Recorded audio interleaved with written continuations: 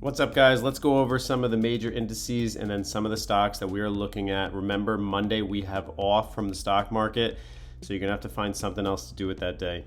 Looking here, QQQ is trading from 587 all the way to this range of up to 643. We are currently trading in this range. So we still have to wait for direction when it comes to technology stocks. We know they have been beaten and battered, but we also know that we have Nvidia earnings coming in 10 days, which we will go over that as well. And we will make another exclusive video just for you guys when the time comes. But watch that $600 level. QQQ looks like it's about to sell off and retest this 587. When you're buying large cap stocks, you definitely need to pay attention to the Qs and see where is the overall direction going. The same thing is kind of happening for SPY, which is the S&P 500. So we have basically this range of 698 up to 669, but we're consolidating in the middle of the channel and it's not obvious of where you could take a trade. So let it play out. Sometimes you need to watch the market and just see where it's going to go. This is where we are trading. Let's see if we start trading on the S&P 500 to break down 670, or we're going to start retesting up to 700, which I could see happening because we have Nvidia earnings coming up so shortly. Now, you can see SMH is setting up for a potential rejection here if Nvidia earnings does not blow Wall Street out of the water. Right now, SMH, the Van Eck Semiconductor, is trading looking very similar with a double top rejection here at 420 and then 420. So I want to see this week, are we going to start to see Nvidia kind of just trail up here and push SMH a little higher, and then do we get that rejection? That'll be very telling for the rest of the year what the market's going to do. So I definitely would pay attention to that. Let's go over IWM, which is the iShares small cap. Now I've been buying this in my other accounts and it has paid off very nicely. Same thing with these guys. They're just trading kind of in this range of 670 up to like 255. So just watching them, keeping an eye on it. No big deal. Now we'll go over Microsoft real quick. We like Microsoft. We know I've been talking about this stock over and over and over. Basically, let's see if it does retest and make lower lows and break this 390 right here. If it does, let's see if it goes right in this area around 398 for a final bounce and then retest back up. That would be nice. I want you to keep your eyes on UNH. UNH is coming into a very easy rejection zone, and I just want to point this out to you guys. $300 per share. You can see it as clear as day. It's all on this chart. If you just go back in the past, you can see it right here. I want you to watch out for UNH. If UNH retests 300 starting Tuesday or Wednesday when the market opens back up, look for that consolidation for 300 and see if we reject. That'd be an easy spot to be looking for that.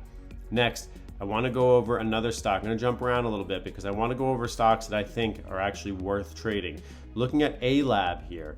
A-Lab is very interesting. They had their earnings. Their earnings was not bad, but it lined up perfectly for this rejection at $200 per share, $200 per share.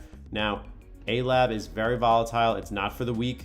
And when you look at this, it is sold off all 36% in 2 days after that earnings. So if there's any signs of growth companies not growing, this is what happens. But what I'm looking for here is you have a potential rejection play coming up to this $140 per share. So we do need to pay attention to this. Be watching this level and see if you get that rejection on A-Lab. Very interesting play out. We will have to see how that goes. Looking at Meta stock is still forming very nicely. It is bouncing on these support levels. It doesn't mean that it is going to reject, but if $600 per share breaks, we are headed much lower to 500. And I definitely would keep an eye out for that. But in terms of staying, as long as it can continue to bounce, no problem. Google finally making its first healthy pullback, $350 pulling back. I'd be watching this 300 to 295 level like a hawk and see if you can get that bounce right there. Something to be paying attention to. And let's jump over to Amazon because I know everybody is watching Amazon stock. Everybody's wondering why in the last year has this stock done nothing but consolidate from 200 to 260. It is basically just trading in this window. And is this an opportunity? We will have to break this down a little bit further. So we are trying to retest this $200 support level. An easy way to trade this is be watching if 196 breaks, we're gonna go lower and just continue to buy puts and short it. But if you can reclaim 200, you can make a move back to $212. that would be interesting to play. I want to jump over to Ethereum. Ethereum is starting to form another flag here. We had this big bear flag that was going in from 3,000 to 3,500. And what is it doing? It's finding support right here at this level, which was around this 1750, and now 1750 is starting to form this level. But we have to be careful, because are we forming another bear flag? That is something that I'm trying to wait and let it play out, but it does look like we're having some consolidation here. So comment below if you think this is a bear flag coming down like that. That will be an interesting play. And then when you look at XRP, XRP is trying to recover, but it has that monster wall of resistance around $1.85, and now went down to $1.11. Crypto is very volatile. That is something you need to pay attention to. And now Bitcoin, though, if Bitcoin can find its footing, this could be the entry, the swing trade for 2026. That pullback all the way from 126 down here was a 50% pullback.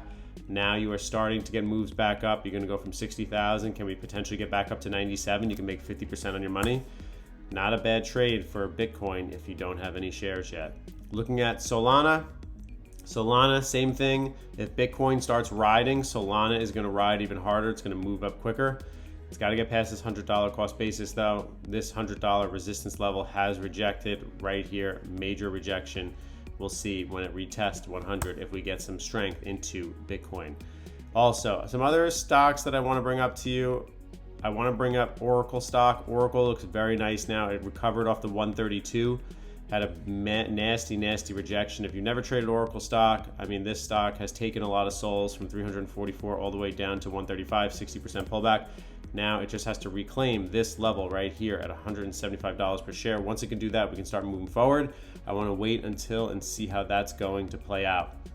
Also, BBAI stock has been pulling back $3, $4. Just want to put it on your radar. I'm not buying it, not selling it, not doing anything with it, just watching it. It's on my radar. I want to see what it does here. I want to see if we go lower to about $2.75. Interesting stock to trade. Dutch Bros is very volatile. $60 earnings hits, and then what does it do? It just decides to, it went up and then it just sold off the next day, down 16%. This is a very classic move up. Look at this, 18% in one day, and then later on the next day we sell off 16%.